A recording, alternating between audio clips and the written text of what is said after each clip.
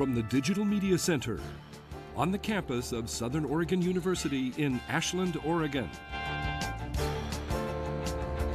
This is Ramping Up Your English, an educational program for intermediate level English language learners. Here's your host for Ramping Up Your English, John Letts.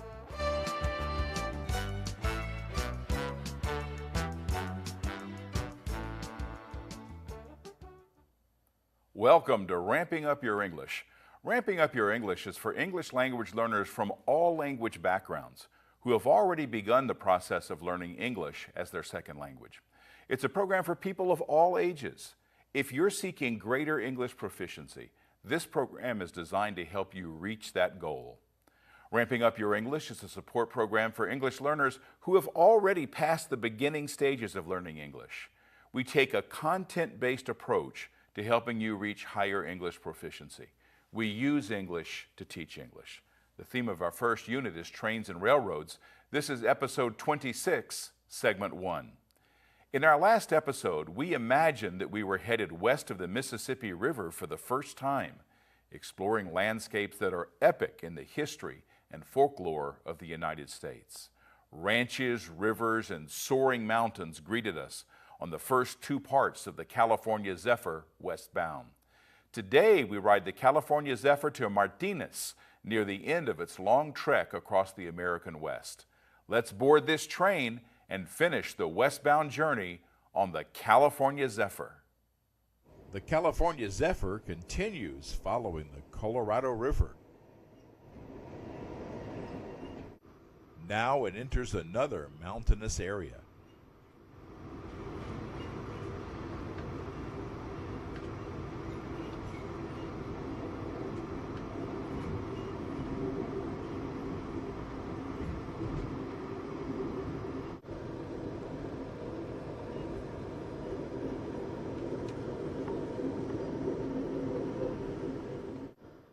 Here, the rain that fell the previous night has carried with it some sediment. This helps the Colorado River turn its namesake color.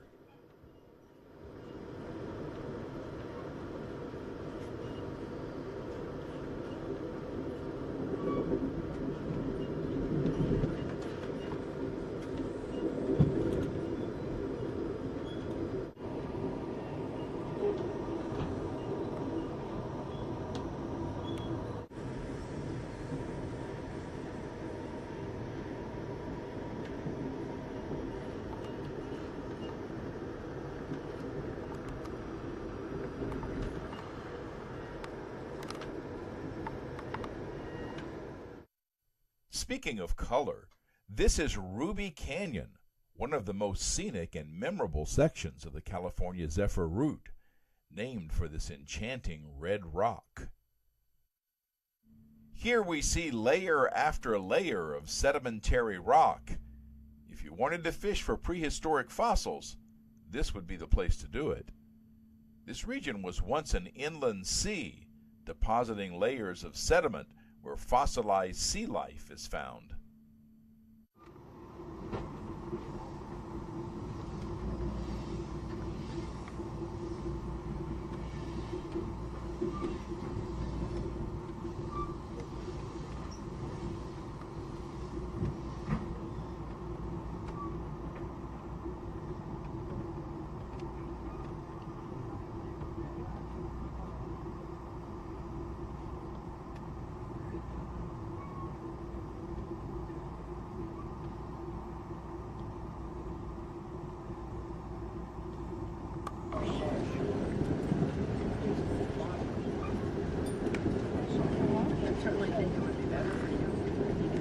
The splashes of red color now shift from the rocks to the sky. Another day of incredibly beautiful landscape comes to an end, and we're still moving west. The previous day's storm had left a heavy blanket of snow.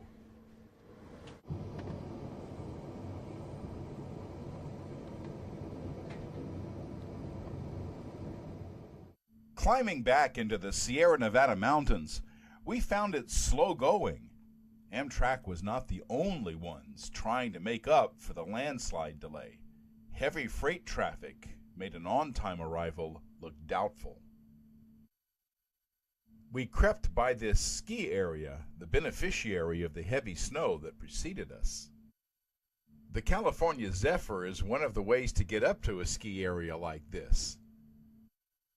It's a popular form of transportation for skiers in California. And here we could see the mounds of snow that piled up in the mountains.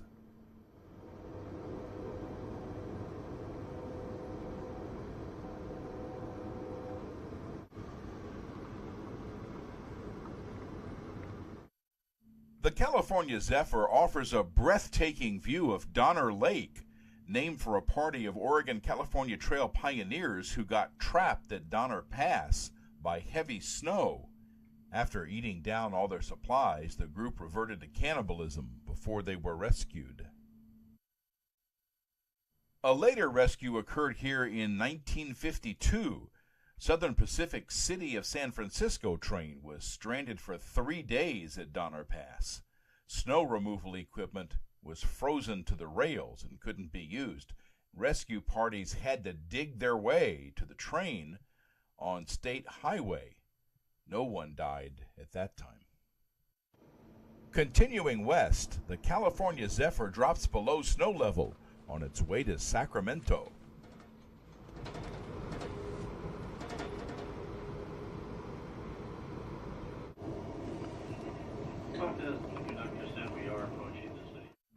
Here we see the double track crossing the high trestle over Interstate 80.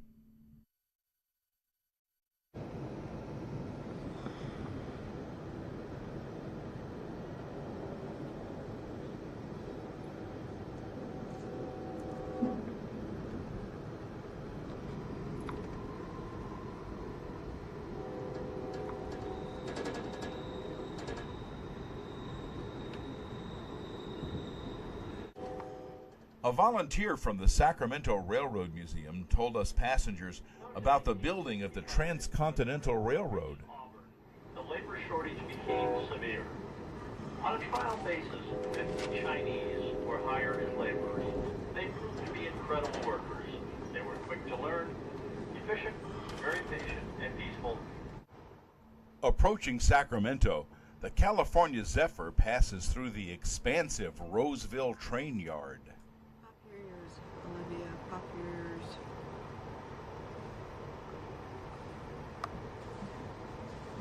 Ladies and gentlemen, as we leave the Roseville station, to the left of the train are the massive freight yards of the Union Pacific Railroad here in Roseville. The Pacific Fruit Express expanded its ice supply facility here for refrigerator cars. By 1920, this was the largest ice-making plant in the United States. With the advent of the mechanical refrigerator car, the facility was converted for the rebuilding and repair of thousands of freight cars then owned by the Southern Pacific Railroad. At one time, this was the largest repair facility for railroad locomotives in California and one of the largest rail yards west of Chicago. Overhauled by Union Pacific, this yard on the left of the train was renovated after the merger. Entering Sacramento, the tracks are lined with camps of homeless people. They flocked to tolerant Sacramento and left piles of garbage along the railroad tracks. Is the California State Railroad Museum. The Railroad Museum is the largest and finest interpretive railroad museum in the world. It covers 2.5 acres under one roof and houses over 30 pieces of historic railroad rolling stock. The museum is open daily except Thanksgiving, Christmas, and New Year's days from 10 a.m. to 5 p.m. American representative. Excuse me, American crossing over this time going into the Sacramento station. The Transcontinental Railroad only went west as far as Sacramento. The section from here to San Francisco was added soon after the Golden Spike ceremony in Promontory, Utah. At one time, Southern Pacific passengers boarded a ferry for the trip across the bay to San Francisco. Or train will be on the track, next track over to the right. You will have to use the subterranean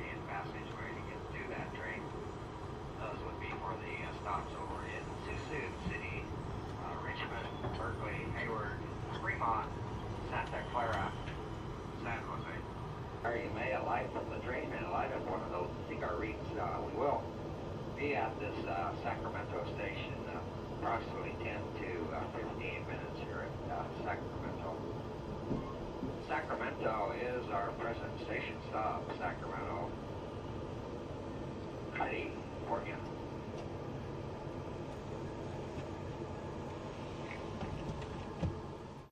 By the time we pull out, we're pretty travel weary. That existed when I lived down here, or just wasn't aware of it.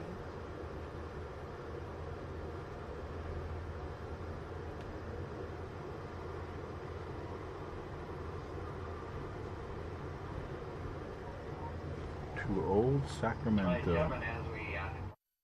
The California Zephyr crosses the Sacramento River, traveling west of the original Transcontinental Railroad. As the train services shut down, we view the Sacramento River, which has its headwaters at Mount Shasta, not far from Southern Oregon, where we live. The actual train doesn't cross the bay into San Francisco. Passengers are bused into the city from Emeryville, the last station of the California Zephyr.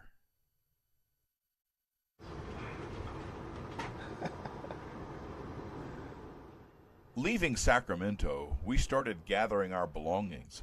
We're getting off at Martinez. We cross a large bridge here, looking out at surplus Navy ships anchored here since the end of World War II. The train is heading for Emeryville, where passengers will be bused across the bay to San Francisco. We're content to get off here at Martinez. For us, this was the end of the line. This wasn't my first time traveling through the Old West, but it was still an adventure for my wife Liz and me. It would take some time to process all we had done and seen on the California Zephyr. After reflecting on these fond memories, we'd start planning our next Amtrak adventure. See you on the rails.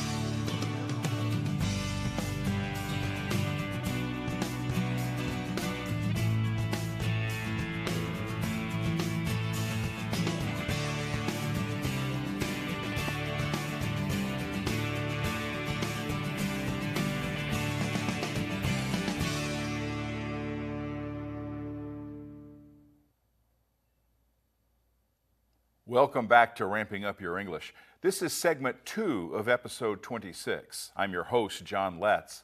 You know, I taught English learners in public schools. I'm aware of the struggles that students go through in their quest for becoming proficient in English. The approach of this program is to increase your level of English by using a content-based model. Our first unit is Trains and Railroads. Our approach is one of many that have advantages to English learners. Its strongest feature is building listening skills. Now, there are other methods of learning to improve your English, and many of them are effective. I also encountered beliefs that were counterproductive, but which had a logical appeal. Now, one of those is what I would call cultural abandonment.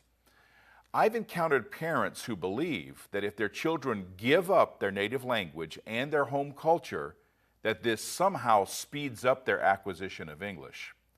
Now, to me, the emotional and identity cost of giving up the home language and culture plants the seeds for all kinds of problems. English learner Jennifer Montezuma shared her opinion about the importance of her Mexican culture in an RVTV program entitled Adventures in Education. While you have learned the cultural things of living in the United States, you've also maintained the culture you came from. And so I'd like you to comment on that, please. Well, yeah, I've had the culture from the United States, but also since my parents are from Mexico, they've brought their cultures to us, and we've never lost them. We celebrate Day of the Dead, for example. We still have the cultures they used to have. Because there are some people who believe that in order to get proficient in English, you have to give up the language you had before, and some people even say give up the culture you came from.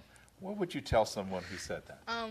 Well, no, because first of all, that's your culture, but it's also good to learn a second language, so you can become bilingual, and also it's a good chance for a better job or something.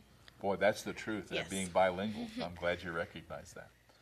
Now I ask a similar question to Jennifer's sister, Rocio. Rocio, I'm going to ask you somewhat the same kind of questions.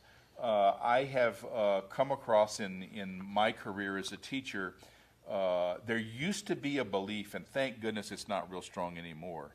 It's as if the brain can only hold one language. And so I would actually have people from a Spanish-speaking family come to me and say, oh, don't worry, we don't speak Spanish at all at home.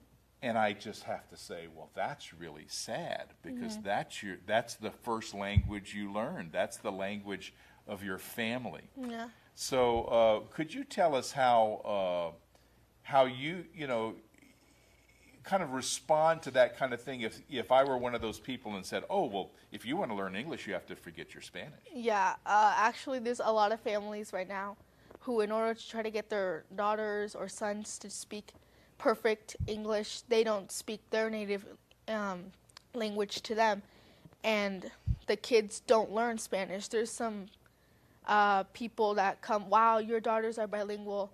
I wish I would have taught my children how to speak Spanish when they were young. And it's like, you could have done that, but you decided to ignore that. And because of that, your child isn't bilingual, and there's not a lot of opportunities for them. And if they want, they can, instead of going for bilingual, they could have gone for tri-bilingual and so many other languages, already having the Spanish and English, which is the majority here. And I think that parents should teach their children Spanish and be able to teach them their native language.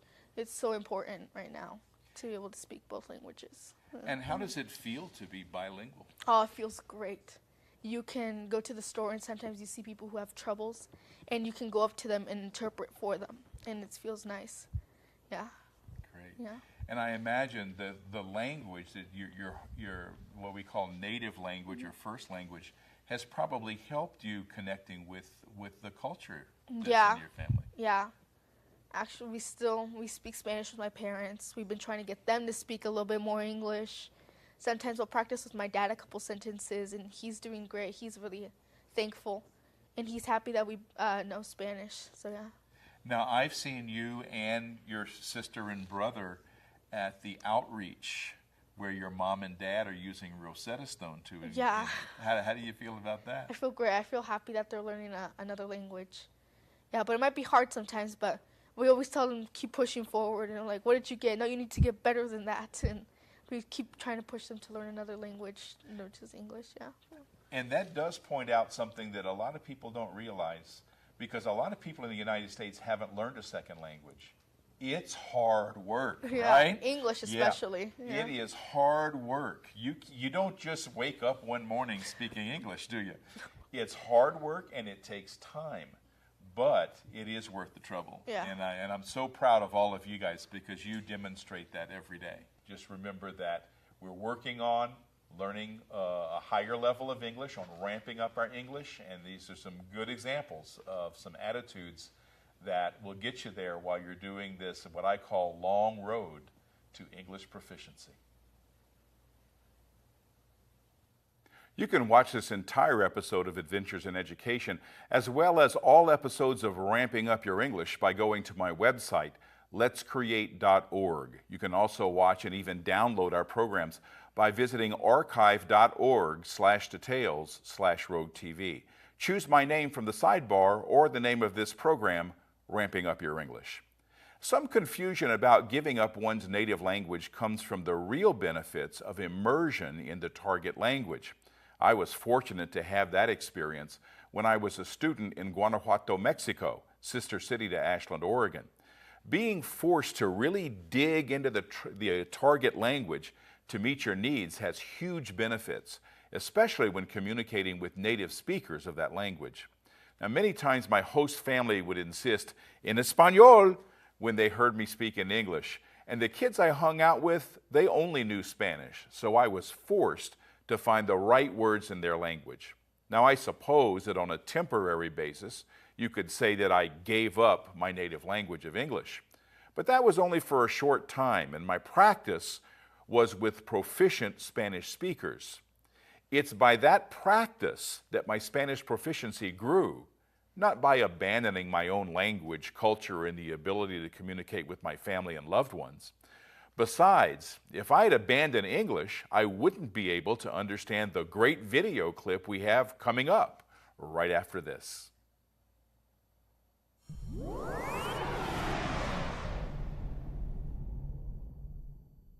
This is a Ramping Up Your English book review. If you've taken an interest in the theme of trains and railroads, you can grow that interest with Trains magazine. This is for the serious rail fan or just anyone who loves trains. Each issue has a main theme, this one about Western steam engines clearing the tracks of snow and ice. Since the featured events were for photographers, there are incredible pictures in this special winter and holiday issue. This issue also features Union Station in Kansas City, a beautifully remodeled historic train station served by Amtrak's Southwest Chief during its nighttime run between Chicago and Los Angeles. Trains magazine is also a good source of finding railroad museums closest to your home. If you want to know more, visit their website. I found my copy at a newsstand and I just couldn't resist buying it. This has been a Ramping Up Your English book review. I'm John Letts. Welcome back to Ramping Up Your English. This is segment 3 of episode 26. Our trip across the United States aboard the California Zephyr was a great one, but it's not the only way to get by rail from Chicago to the West Coast. When Liz and I reached Chicago aboard Amtrak's Cardinal, we headed for the coast aboard the Southwest Chief. Let's climb aboard this legendary train rescued from the Santa Fe Railroad. The Great Southwest, high deserts, cliff dwellings, the scene of countless cowboy movies, as different from the East as the moon. That's where Amtrak's Southwest Chief will take you. That's where it took me and my wife Liz after a 24-hour train ride from Washington, D.C.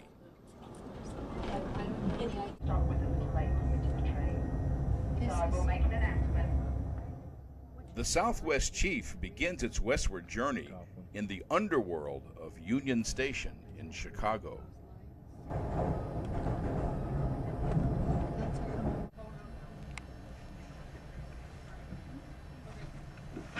we go. Our mid-afternoon departure meant we would encounter many local and regional commuter trains. We're leaving Chicago on the same rails on which we'd arrived a week earlier.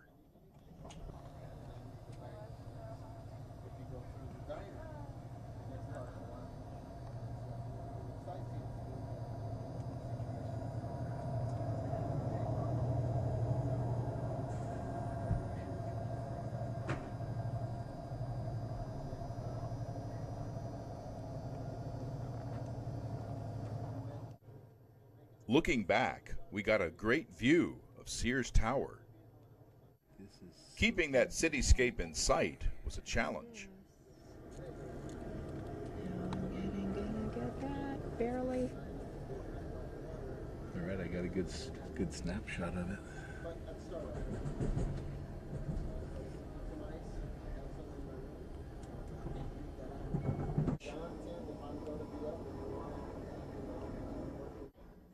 Some of our best views came later, as we played hide and seek with Chicago's impressive skyline. This is definitely urban living. But these neighborhoods look clean and safe. This is leaving Chicago on the Southwest Chief, a very different neighborhood than you saw with the Cardinal. But if you listen to music or watching that movie, so the person sat next to you across from you or behind you cannot listen to what you're listening to. Just be a little courteous, please. Shoes, as soon as you stand up, put your shoes on. It's a must when walking about the train. We don't need to lose your toes in between the cars there. Bathrooms you can find on the lower levels of each car, except for the dining car, and no exits. No exits from the cafe or the dining car. You have to return to where you first boarded. Ladies and gentlemen in the coaches, absolutely no personal alcohol is allowed in the coaches. Should you have any out, please stash it to the left. Amtrak does have a liquor license. Should you like a drink, you can purchase one from myself downstairs in the cafe. Warm your personal food in the microwave or store any personal food in the refrigerators. These rules are regulated by the FDA. Once again, cafes open and serving. Welcome aboard, everybody. There was like a circular medieval Isn't that castle. something? It was hard to tell just where we left Chicago's city limits and started rolling through the suburbs. There's a certain charm to these little towns, strung out all along the railroad tracks. Chicago is a major passenger rail hub, running trains to numerous eastern and midwestern cities, and sending trains like ours, the Southwest Chief, to the West Coast. These suburban towns line the same track that hosts the California Zephyr. The Southwest Chief uses the same tracks as far as Carbondale.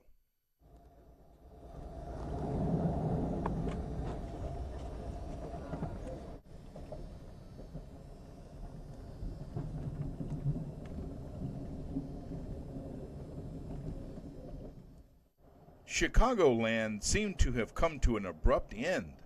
We suddenly found ourselves in the country, seeing farms instead of houses, and barns instead of factories.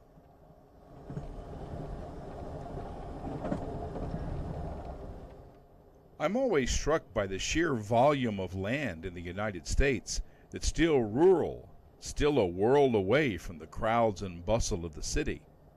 Taking Amtrak reminds me of the happy fact that there's still more countryside than anything else. So now we left Chicago behind and we're rumbling toward the land of enchantment.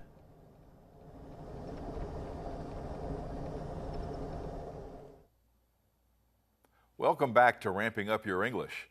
The Southwest Chief was named for the Santa Fe Super Chief. It was one of the first to feature a two-story car, an innovation of the Santa Fe Railroad. Today, Amtrak features this equipment on all its long-distance trains. They're called superliners, and they offer great views of the western landscape, as you'll see in the next three parts of the Southwest Chief Westbound. I want to thank my volunteer crew, my announcer Bob Ayers, RVTV, and I want to thank you, our viewers. See you next time on Ramping Up Your English. I'm John Letts.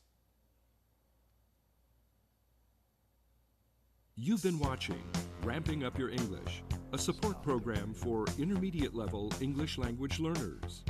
Learn more. Visit our website at letscreate.org. You can also watch or download today's program at archive.org/details/roadtv. Join us next time on RVTV Voices for Ramping Up Your English.